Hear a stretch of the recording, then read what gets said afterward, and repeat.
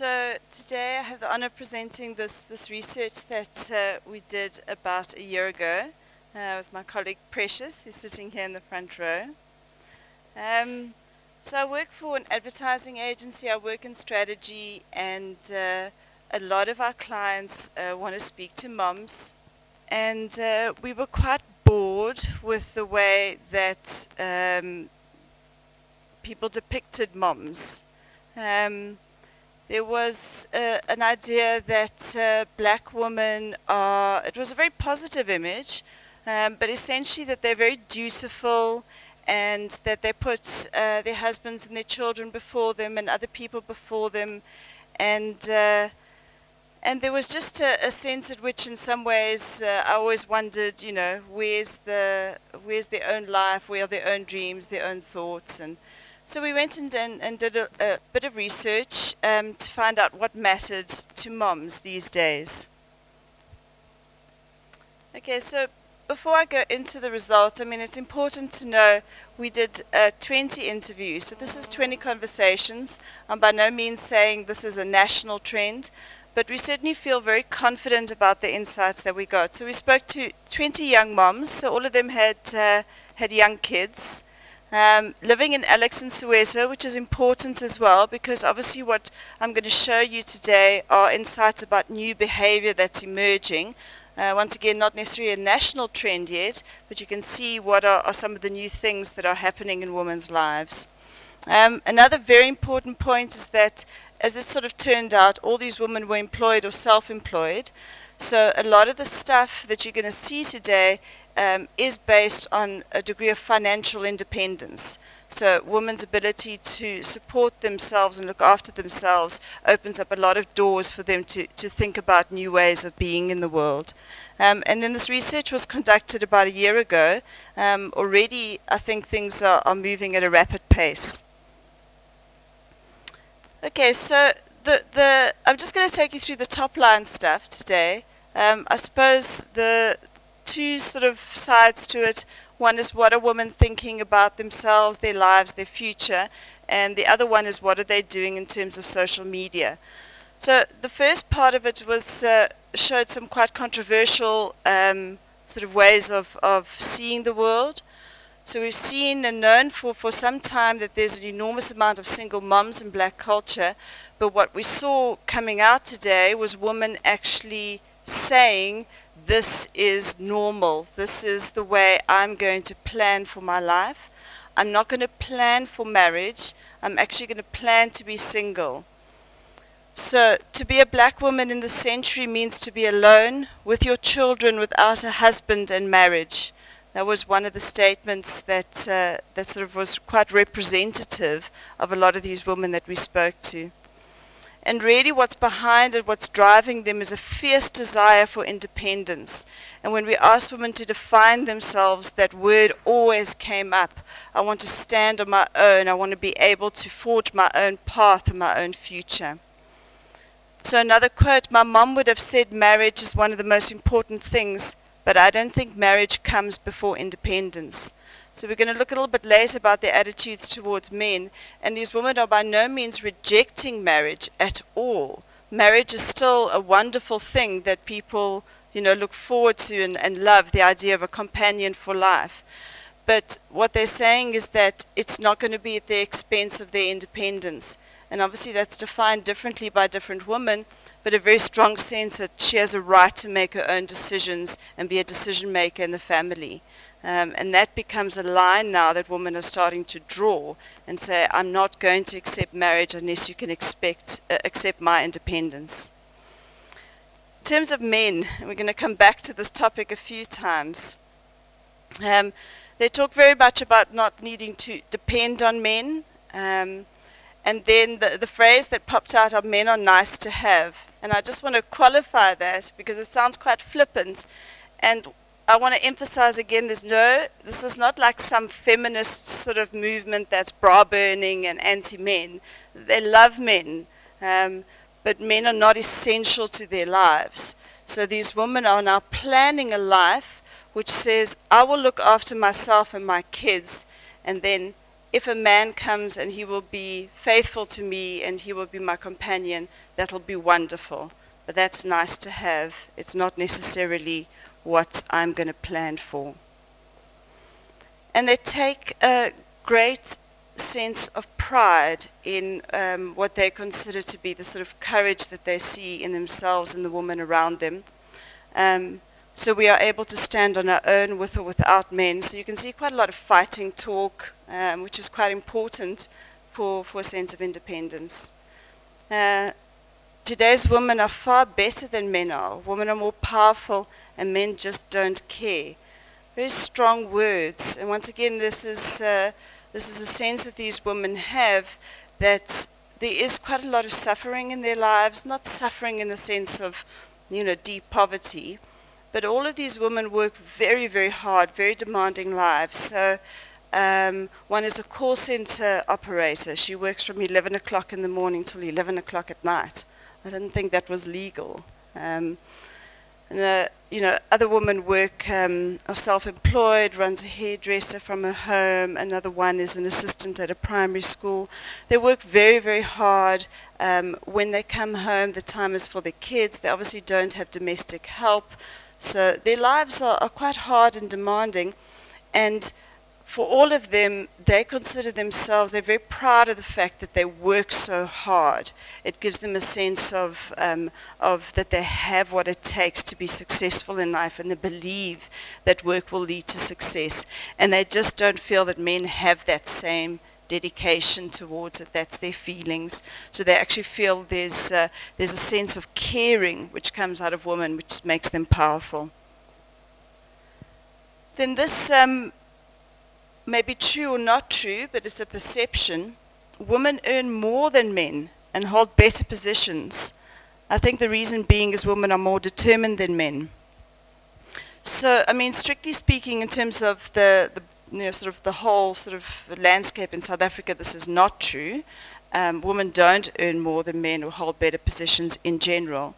But I've been presenting this talk now quite a few times, and one of the comments that's come out is in this sort of group of women, which in advertising we call LSM 5 to 7, which are people earning between sort of 5 to 10,000 rand roughly a month, that in fact women do probably actually hold better positions and are better employed. I don't know, but this is certainly the perception, is that women are going to move forward in life and are going to be more successful.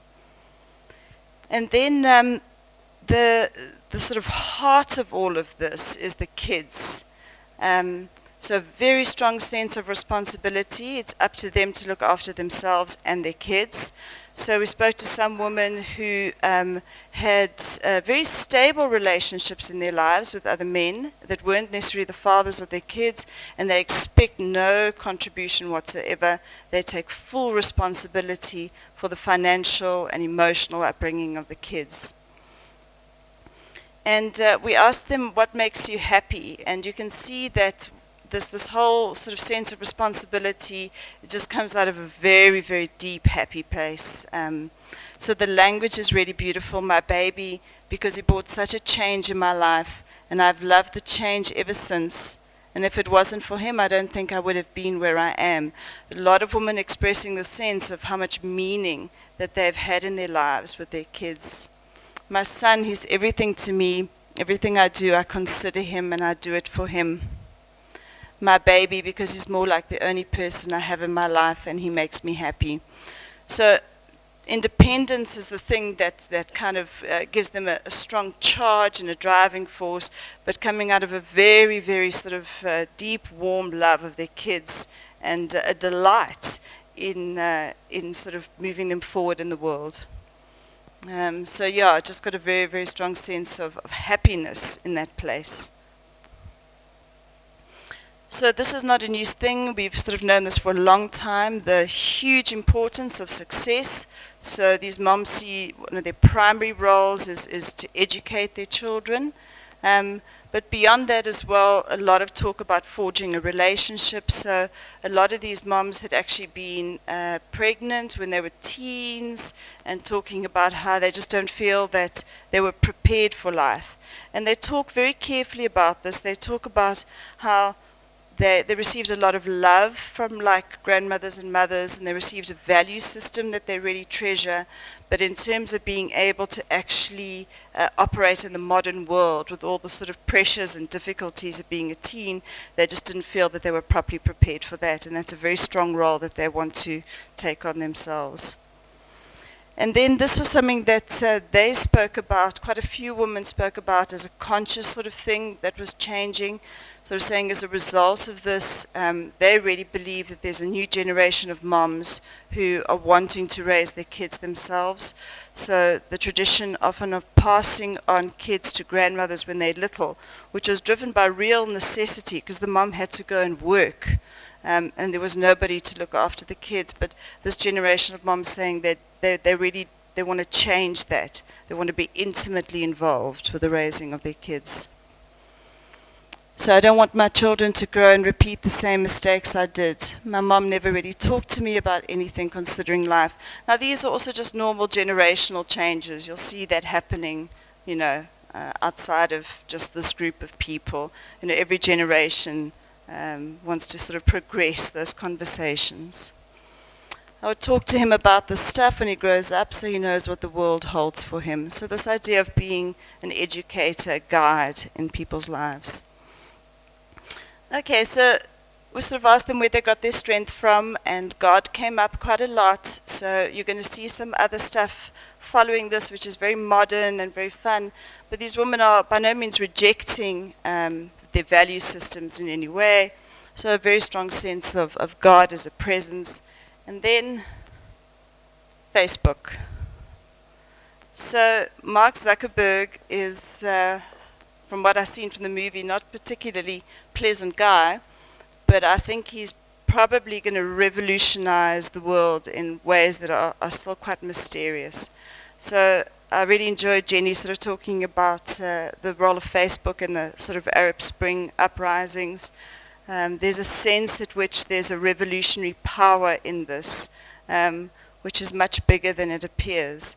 And one of the things that we found was that there had been this almost wholesale adoption of Facebook by these moms in the last year, driven very much by mobile. So as somebody who's worked in the industry for a long time, for years now, we've been hearing the hype, it's coming. If Facebook was a country and everybody going like crazy. But clients have always been like, you know, give us the reach, give us the numbers. You know, it's still a sort of like white, sort of rich thing, you know. And this was the first time that we just suddenly saw that this thing has taken off, and very much driven by mobile. So it's the mobile device, the fact that that's now become more and more available. So we asked them what difference that it made in their lives, and I thought these things might seem slight, but they're actually quite important. So since I found Facebook, I've not been so bored or lonely anymore. So these women talk about how in the evening, they, once the kids are asleep, you know, it used to be they'd sit on the couch and watch TV, and now they sit on their bed and they update their status and they see what their friends are doing, and it just makes them feel more connected, less alone, which is actually a very important part of their drive towards independence. And then I express myself and get advice on Facebook.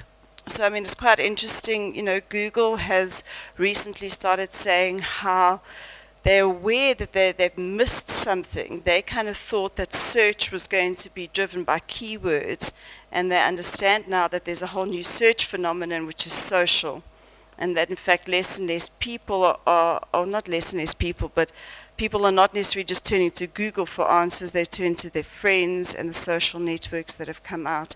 So these women also find that a very empowering thing. They don't have to make decisions on their own. They can find out what other people think. And this is not a like Facebook kind of experiment on the side. It's become part of their lives. So they spoke about cooking with Facebook.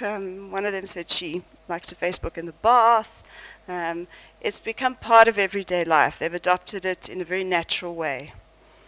And and it's actually starting to drive behavior in terms of what they're looking for. So I brought the phone truly to Facebook.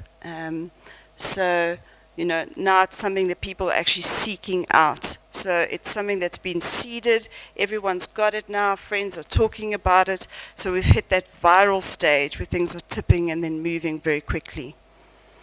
And the unsung heroes of all of this are actually the radio DJs. Everywhere we turn, we sort of find it's really been the radio DJs in their own not conscious way, but have actually driven a lot of this. So most of the people had first heard about it on Y or Metro, and if you actually look at who trends a lot in Facebook and Twitter, it is Gareth Cliff and DJ Fresh. And so the radio guys have actually been talking about this, and because radio is a conversation medium and a companion medium, people have actually sort of considered this as a friend that's saying, do this, go on.